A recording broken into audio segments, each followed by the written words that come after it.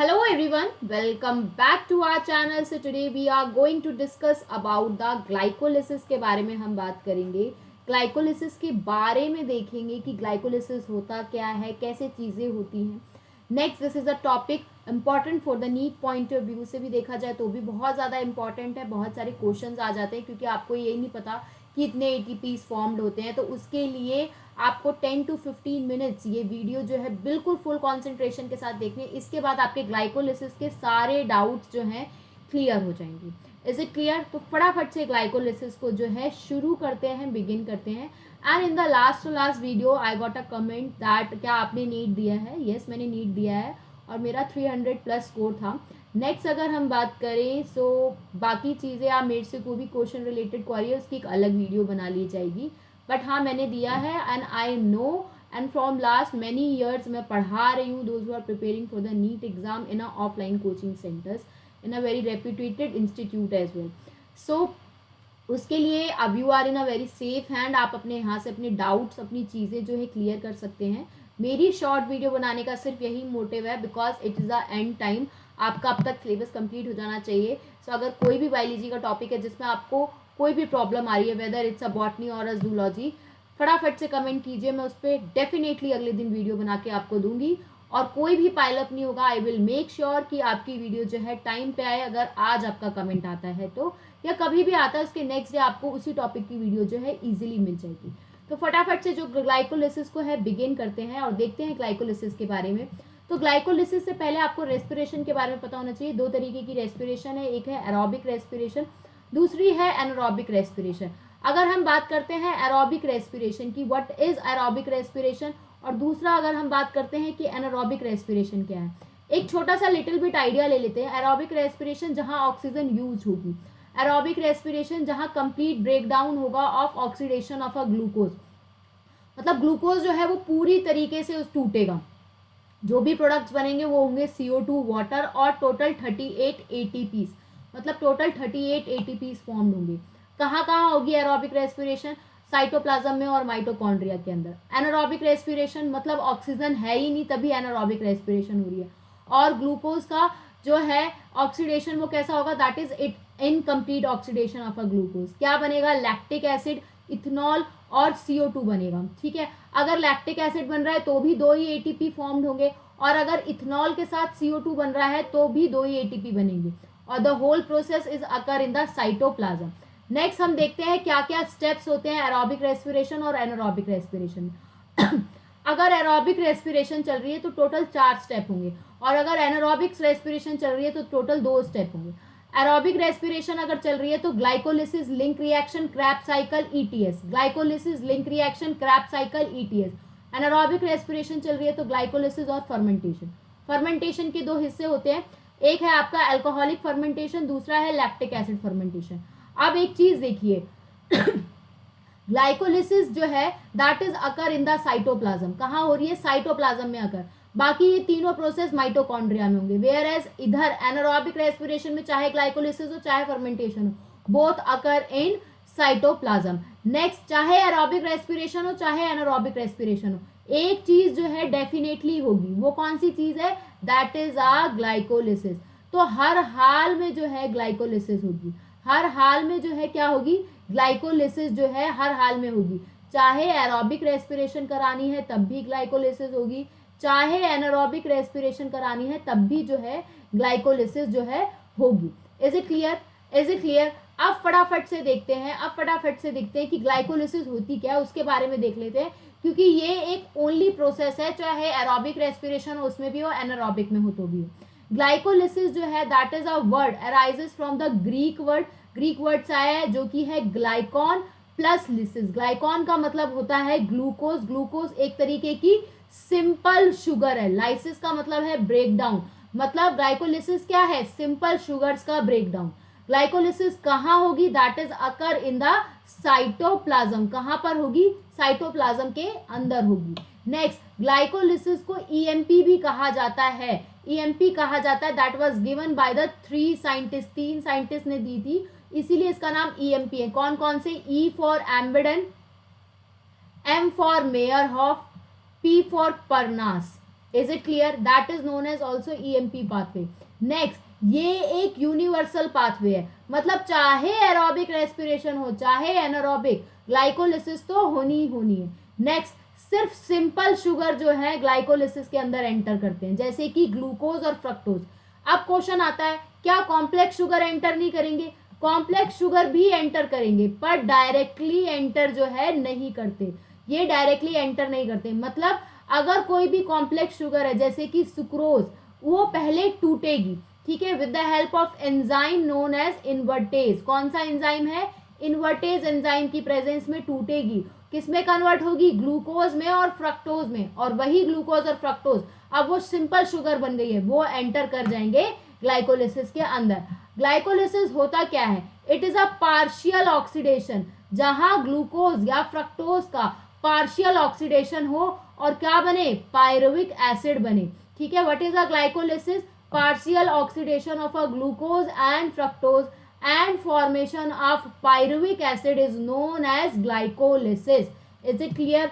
Next, glucose जो है that is a one molecule of glucose से कितने मॉलिक्यूल ऑफ पायरुविक एसिड बनेंगे? 2 पायरुविक एसिड मिलेंगे। मतलब एक ग्लूकोज का मॉलिक्यूल है, उससे 2 पायरुविक एसिड बनेंगे। कितने बनेंगे? 2 पायरुविक एसिड बनेंगे। ग्लूकोज जो है वो 6 कार्बन कंपाउंड है, किसमें कन्वर्ट हो जाएगा? 3 कार्बन कंपाउंड में, ठीक है। तो 2 3 कार्बन के कंपाउंड बनेंगे, एक ग्लूकोज से 2 3 कार्बन के कंपाउंड बनेंगे। और यहाँ पे ये फॉर्मूला भी दिया हुआ है, दैट इज अ C6H12O6। और यहाँ पर पायरुविक एसिड का है, that is a CH3COCOOH। Clear है? नेक्स्ट, अब देखते हैं कौन कौन से स्टेप होते हैं। पहली बात है, रिवर्सिबल का मतलब होता है आपस में रिवर्स्ड हो जाना। इरिवर्सिबल का मतलब होता है मतलब रिवर्स नहीं होना। कौन सा इरिवर्सिबल है, कौन सा इरिवर्स्ड है, कहाँ पर 1 एरो है, कहाँ पे 2 एरो है, ये लास्ट में डिस्कस करेंगे। पहले स्टेप्स देखते हैं। टोटल 10 स्टेप है। कितने स्टेप है? टोटल 10। अगर हम बात करते हैं तो ये है आपका पहला step, this is your first step, जहां पर ग्लूकोज जो है वो कन्वर्ट हुआ है, ग्लूकोज 6 फॉस्फेट में। किस में कन्वर्ट हुआ है? ग्लूकोज से ग्लूकोज 6 फॉस्फेट में। मतलब ग्लूकोज की 6 पोजीशन पे, ग्लूकोज के 6ठे कार्बन पे फॉस्फेट आके लगा है। अब वो फॉस्फेट आएगा कहाँ से? वो फॉस्फेट आया एटीपी से। एटीपी पे कितने फॉस्फेट है? एडिनोसिन ट्राई फॉस्फेट, मतलब 3। अब एक फॉस्फेट अगर ये लग गया है तो वो एटीपी किस में कन्वर्ट हो गया है? एडीपी प्लस इनऑर्गेनिक फॉस्फेट में। ये कौन से एंजाइम की प्रेजेंस में होगा? हेक्सोकाइनेज। हेक्सोकाइनेज जो है वो एक्टिवेट कैसे होगा? With the help of ion known as magnesium, ठीक है। Glucose 6 phosphate. अब जो ग्लूकोज और फ्रक्टोज होते हैं वो होते हैं फंक्शनल आइसोमर, ठीक है, उनके फंक्शनल ग्रुप ही चेंज होते हैं। तो ग्लूकोज 6 फॉस्फेट से किस में कन्वर्ट होगा? फ्रक्टोज 6 फॉस्फेट में, with the help of enzyme known as isomerase, ठीक है। अब फ्रक्टोज 6 फॉस्फेट जो है वो कहेगा भाई मुझे एक और फॉस्फेट चाहिए। वो क्या कहेगा? मुझे जो है एक और फॉस्फेट चाहिए। तो अब की बार फॉस्फेट कहाँ लगेगा? फर्स्ट पोजीशन पे लगेगा। और क्या बनेगा? फ्रक्टोज 1,6। अब 2 जगह फॉस्फेट लग गए, दैट इज बाय फॉस्फेट। अब हमने क्या किया? दोबारा से एक एटीपी लिया, ठीक है, और उसे कन्वर्ट कर दिया एडीपी में। एडीपी क्या होता है? एडिनोसिन डाइफॉस्फेट, ठीक है। हमने एक एटीपी लिया, उससे एक फॉस्फेट उधार लिया और वो एटीपी कन्वर्ट हो गया एडीपी में और कंपाउंड बन गया fructose 1,6 biphosphate with the help of enzyme known as phosphofructokinase. क्या बन गया एंजाइम? फॉस्फोफ्रक्टोकाइनेज। अच्छा, कितने स्टेप्स हो गए? ये था आपका फर्स्ट स्टेप, ये है आपका सेकेंड स्टेप और ये हो गया आपका थर्ड स्टेप। नेक्स्ट, अब फ्रक्टोज 6 फॉस्फेट से ये है आपका फोर्थ स्टेप, ठीक है। अब फ्रक्टोज 1,6 बाइफॉस्फेट से 2 में कन्वर्ट होंगे। फ्रक्टोज 1,6 बाइफॉस्फेट कितने कार्बन कंपाउंड है? 6 कार्बन कंपाउंड है, 6 कार्बन है। 2 में कन्वर्ट होगा, एक बनेगा 3PgAl, दूसरा बनेगा डाप बनेगा और 3PgL बनेगा। ये हो गया आपका फोर्थ स्टेप, ठीक है। अब ये 3PGL जो है वो कितने कार्बन कंपाउंड है बेटा, ये 3 कार्बन कंपाउंड है। अगर ये 3 कार्बन कंपाउंड है तो ये भी 3 कार्बन कंपाउंड है। तो मतलब फ्रक्टोज 1,6 बाइफॉस्फेट टूट के 3 कार्बन कंपाउंड में कन्वर्ट हुआ। एक बना 3PGL जिसका नाम होता है 3-फॉस्फोग्लिसरल-एल्डिहाइड, दूसरा बना डाप डाई हाइड्रोक्सी एसीटोन फॉस्फेट। ठीक है, नेक्स्ट अब ये जो डाप बना है ये ग्लाइकोलिसिस में एंटर नहीं हो सकता। ग्लाइकोलिसिस में जो है सिर्फ यही एंटर हो सकता है, दैट इज अ 3PGL। तो डाप जो है किस में कन्वर्ट होगा, 3PGL में, और with the help of enzyme known as isomerase. तो ये हो गया आपका 5th स्टेप। ठीक है, ये क्या हो गया आपका, ये हो गया आपका 5th स्टेप। ठीक है, मतलब डाप एंटर नहीं कर सकता, डाप को कन्वर्ट होना पड़ेगा 3PGL में। डाप जो है ग्लाइकोलिसिस में एंटर नहीं कर सकता, तो जो डाप है वो 3PGL में कन्वर्ट हो जाएगा। जब डाप 3PGL में कन्वर्ट होगा with the help of enzyme isomerase, तो अब 3PGL के कितने कंपाउंड बन गए, अभी तो एक है, अगर डाप भी कन्वर्ट हो जाएगा 3PGL में तो 3PGL के कितने कंपाउंड बनेंगे, 3PGL के बन जाएंगे 2 मॉलिक्यूल्स। कितने मॉलिक्यूल्स बन जाएंगे 3PGL के, दैट इज अ 2 मॉलिक्यूल्स। कितने मॉलिक्यूल्स बनेंगे, 2 मॉलिक्यूल्स ऑफ 3PGL। कैसे बनते हैं 2 मॉलिक्यूल्स ऑफ 3PGL, क्लियर हो गया। इसका मतलब ग्लूकोज टूट के, जो आप शुरू करो, अगर ग्लूकोज टूट के कितने PGL बनेंगे, 2 PGL के मॉलिक्यूल बनेंगे। 3-फॉस्फोग्लिसरल-एल्डिहाइड मतलब 2 मॉलिक्यूल्स बनेंगे 3। अच्छा, ये 3 के आगे डैश क्यों लगा है, क्योंकि 3rd पोजीशन पे फॉस्फेट लगा हुआ है। Is it clear. अब ये बने हैं 2 मॉलिक्यूल्स ऑफ 3PGL। ठीक है, अब फिर से होगा 1 पोजीशन पे फिर से फॉस्फेट लगेगा। 3 पोजीशन पे तो है ही फॉस्फेट, 1 पोजीशन पे फिर से लगेगा और कंपाउंड बनेगा 1,3-डाइफॉस्फोग्लिसरेट। क्या बनेगा, 1,3-डाइफॉस्फोग्लिसरेट। क्या बनेगा, 1,3-डाइफॉस्फोग्लिसरेट। ठीक है, यहाँ क्या हुआ है, यहाँ हुआ है हमने फॉस्फोग्लिसरल एल्डिहाइड, एल्डिहाइड जो है उसको किस में कन्वर्ट किया है, एसिड में कन्वर्ट किया है। तो उसका क्या करा है हमने, ऑक्सीडेशन करा है। ऑक्सीडेशन में क्या होता है, एल्डिहाइड में एक ही ऑक्सीजन है, एसिड में 2 ऑक्सीजन है, मतलब addition of oxygen and removal of hydrogen. तो हम पीजीएल में ऑक्सीडेशन यूज करेंगे, एक O लगा रहे हैं ऑक्सीजन। तो अब की बार जो फॉस्फेट आएगा, एटीपी मना कर देगा, भाई मैं फॉस्फेट नहीं दूंगा। अब की बार फॉस्फेट आएगा H3PO4 से। H3PO4 जो है वो कहाँ प्रेजेंट है, दैट इज साइटोप्लाज्म में प्रेजेंट है। ठीक है, कहाँ प्रेजेंट है, साइटोप्लाज्म में प्रेजेंट है। फॉस्फेट आएगा और with the help of enzyme phosphoglyceraldehyde dehydrogenase. क्यों डीहाइड्रोजिनेज का मतलब हाइड्रोजन को रिमूव कर रहे हैं, फॉस्फोग्लिसरल-एल्डिहाइड डीहाइड्रोजिनेज। ठीक है, इसकी प्रेजेंस में हमने हाइड्रोजन को रिमूव किया, ऑक्सीजन को ऐड किया। उसके लिए हमें एक कोएंजाइम चाहिए, that is 2 times of NADP+।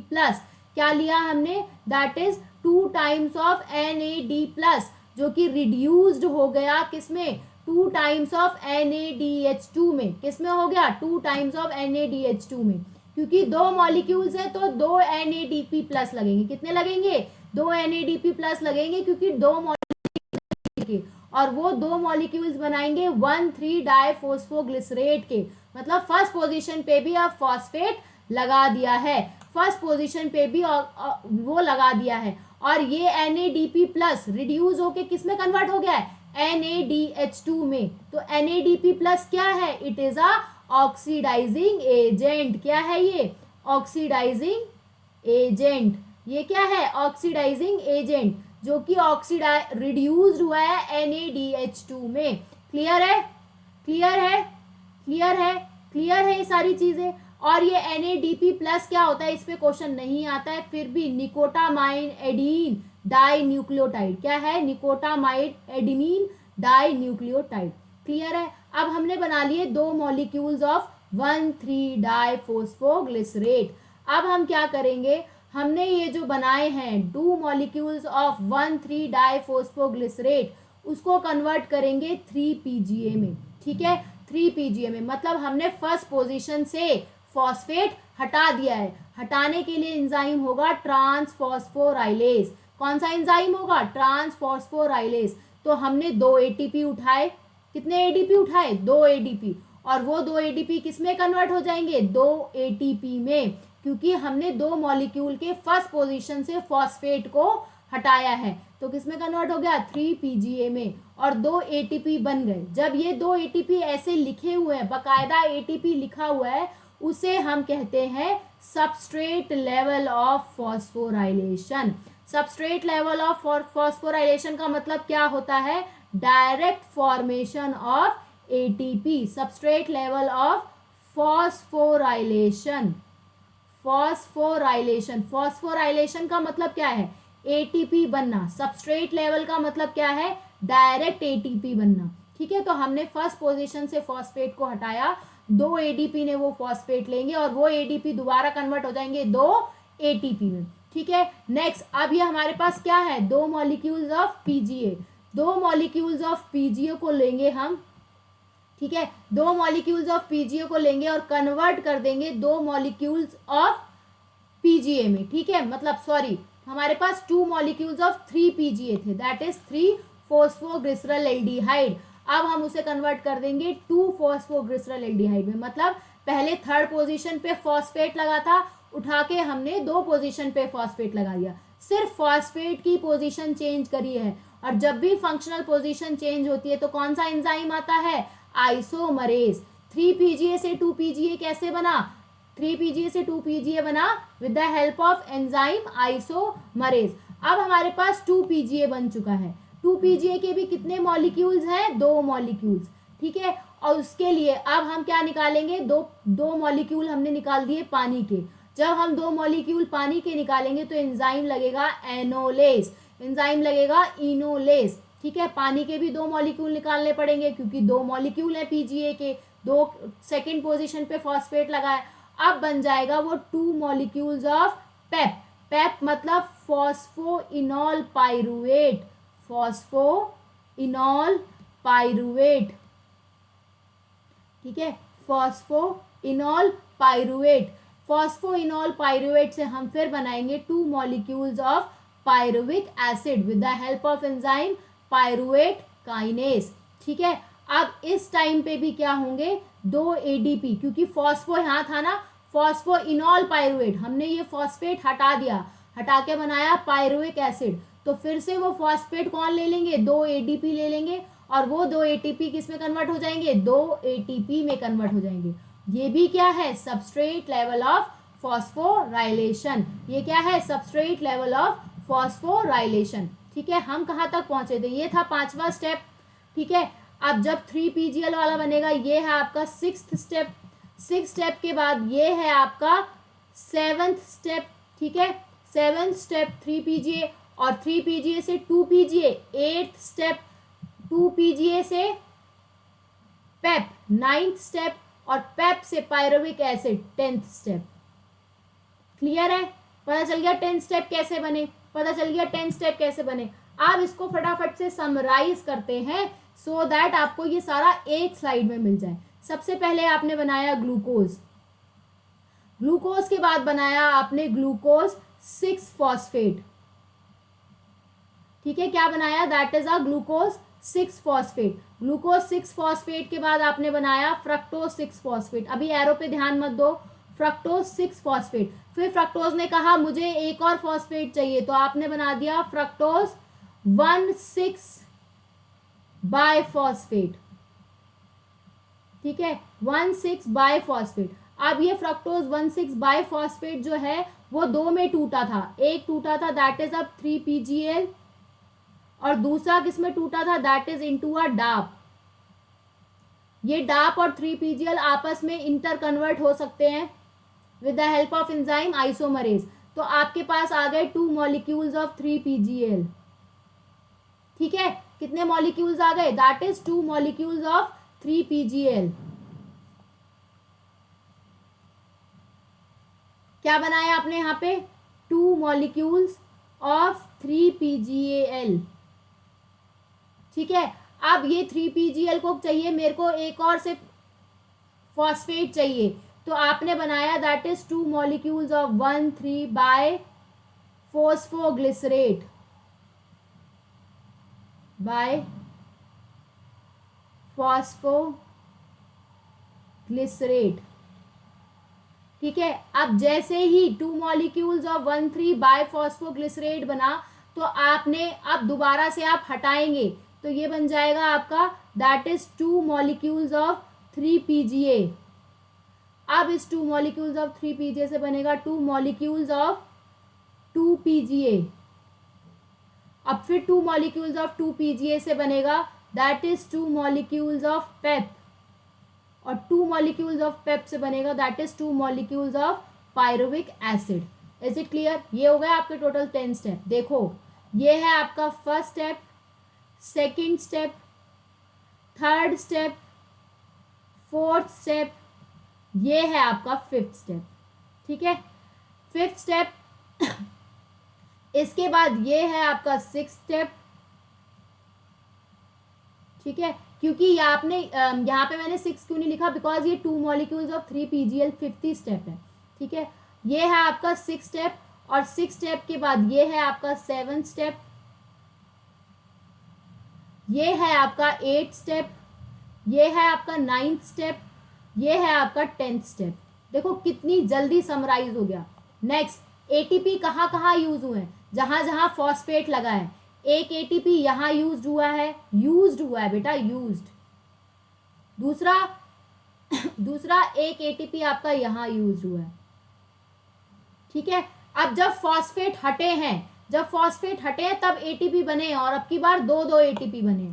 तो यहाँ पे 1,3 फॉस्फेट था, ठीक है। मतलब यहाँ पर भी फॉस्फेट लगा है, लेकिन यहाँ क्या बना था, NAD+ से क्या बना था, NADH2, ठीक है। यहाँ पे 1,3 बाय फॉस्फोग्लिसरेट था, एक फॉस्फेट हटाया, तो यहाँ पे कितने एटीपी बने थे, यहाँ 2 एटीपी बने थे, और लास्ट स्टेप में भी आपके 2 एटीपी बने थे, ठीक है। नेक्स्ट, अब आता है कौन कौन से स्टेप जो हैं कैसे हैं। तो आपके 3 स्टेप ऐसे हैं, फर्स्ट, 3 और 10। पहला, फर्स्ट, 3 और 10, ये 3 ऐसे स्टेप हैं जो कि इरिवर्सिबल है, मतलब जो चेंज नहीं हो सकते। फर्स्ट वाला, थर्ड वाला और 10th वाला, बाकी सारे चेंज हो सकते हैं। तो बाकी सब जगह आप डबल एरो लगा दीजिए, बस खत्म। बाकी सब जगह आप डबल एरो लगा दीजिए, बस खाली ये 3 जगह डबल एरो नहीं लगाना है। अब आगे बढ़ते हैं। तो यहां तक अब आपको 3 चीजें पता चल गई। सारे स्टेप्स, 2 जगह एटीपी यूज हुए, 2 जगह एटीपी बने। जब एटीपी यूज हुए तब 2 एटीपी यूज हुए, जब एटीपी बने तो 2 करके एटीपी बने, मतलब 4 एटीपी बने, ठीक है। बाकी डबल एरो कहाँ लगाना है, मतलब फर्स्ट, 3, 10 जो है इरिवर्सिबल है, मतलब आपस में इंटरचेंज नहीं हो सकते। बाकी सारे स्टेप जो है वो रिवर्सिबल है। तो बाकी जो भी फर्स्ट, थर्ड और 10th स्टेप है उस पे सिंगल एरो रहेगा, बाकी सब पे डबल। Is it clear? देखो टोटल 10 स्टेप है, फर्स्ट, 3 और 10 स्टेप इरिवर्सिबल है, मतलब इंटरचेंज नहीं हो सकते। जब वो इंटरचेंज नहीं हो सकते तो they are rate limiting step, जब वो बनेंगे तभी आगे का प्रोसेस होगा। तो फर्स्ट, 3, 10 जो कि इरिवर्सिबल है, वही कैसे है, रेट लिमिटिंग स्टेप्स हैं, ठीक है। क्या क्या बना, 2 मॉलिक्यूल्स बने आपके पायरुविक एसिड के, ठीक है। कितने मॉलिक्यूल्स बने, 2 मॉलिक्यूल्स, 4 एटीपी बने हैं, ठीक है। 4 एटीपी बने हैं, जिसमें से अगर आप मानो 2 एटीपी ऊपर यूज हो गए, क्योंकि हमने शुरू में एटीपी यूज किए हैं, तो कितने एटीपी बचे हमारे पास, सिर्फ 2 एटीपी बचे। कितने एटीपी बचे, सिर्फ 2 एटीपी बचे। क्लियर है? ठीक है। 2 मॉलिक्यूल्स आपके बने NADH2 के। कितने मॉलिक्यूल्स बने, NADH2 के। अब ये NADH2 भी जो है आगे जाके एटीपी बनाएगा, लेकिन कहाँ पर, ETS में, ठीक है। तो अभी आप मानो सिर्फ NADH2 बने हैं, क्योंकि जब ETS होगा तब जाके वो एटीपी बनेंगे। एक NADH से 3 एटीपी बनते हैं, ठीक है। एक NADH से 3 ATP बनते हैं, तो 2 NADH से कितने ATP बनेंगे? 6 ATP बनेंगे। कई बार क्वेश्चन आ जाता है कि ग्लाइकोलिसिस में, ठीक है, कई बार क्वेश्चन आता है कि ग्लाइकोलिसिस में कितना नेट गेन ATP हुआ, ठीक है, तो आपका आंसर आएगा 2 ATP। कई बार क्वेश्चन आता है ग्लाइकोलिसिस में कितने ATP बने through substrate level of phosphorylation, तो आंसर आएगा 4 ATP, क्योंकि वो डायरेक्ट पूछ रहा है सबस्ट्रेट लेवल से कितने बने हैं। अगर नेट गेन पूछ रहा है तो आप लिखोगे 2 ATP। कई बार क्वेश्चन आता है कौन से ऐसे ATP है जो इनडायरेक्ट फॉर्म में बने हैं, तो वो है आपके NADH2। तो अगर NADH2 के फॉर्म में पूछा है तो आप आंसर लगाओगे 2 मॉलिक्यूल्स। अगर ATP के फॉर्म में पूछा है कि कितने इनडायरेक्ट ATP है तो आप बनाओगे 6 ATP, क्योंकि एक NADH कितने ATP देता है? 3 ATP, लेकिन कब देगा? जब ETS चलेगा। क्लियर है? अब नेक्स्ट है ग्लाइकोलिसिस में 2 फेज हैं। ग्लाइकोलिसिस में 2 फेज है, एक है एक्टिवेशन फेज, एक है पे ऑफ फेज। एक्टिवेशन फेज का मतलब जहां एनर्जी यूज हो रही है, कंज्यूम, तो जहां पर ATP यूज हो रहे हैं, एक आपको फर्स्ट पोजीशन पे ATP यूज हो रहा है, एक थर्ड पोजीशन पे, तो ये दोनों फेज क्या है? Activation phase. पे ऑफ में मतलब जहां एनर्जी हम निकाल रहे हैं, बाकी जो 7 के 7 स्टेप हैं वहां पर क्या हो रहे हैं? ATP फॉर्म्ड हो रहे हैं। क्लियर है? फिर भी मैं समराइज कर देती हूँ क्योंकि मैं नहीं चाहती कि आपको बिल्कुल भी गलती हो। आपके पास एक ग्लूकोज का मॉलिक्यूल था, एक ग्लूकोज से आपके 2 PGL बनेंगे, क्योंकि जो डाप है वो डायरेक्टली एंटर नहीं कर सकता, और इसी 2 PGL की वजह से आपके बने 2 पायरुविक एसिड, 2 पायरुविक एसिड। अच्छा, जब तक ये PGL वाला प्रोसेस हो रहा है तो यहाँ पर आपके 2 ATP यूज हो चुके हैं, ठीक है। अब जब आपका 2 PGL जब बनेगा, 2 PGL के टाइम पे आपके पास 2 मॉलिक्यूल्स ऑफ NADH2 बनेंगे, इसके अलावा 4 ATP बनेंगे, 4 ATP, ये दोनों क्या होंगे? फॉर्म्ड होंगे, ठीक है। क्लियर है?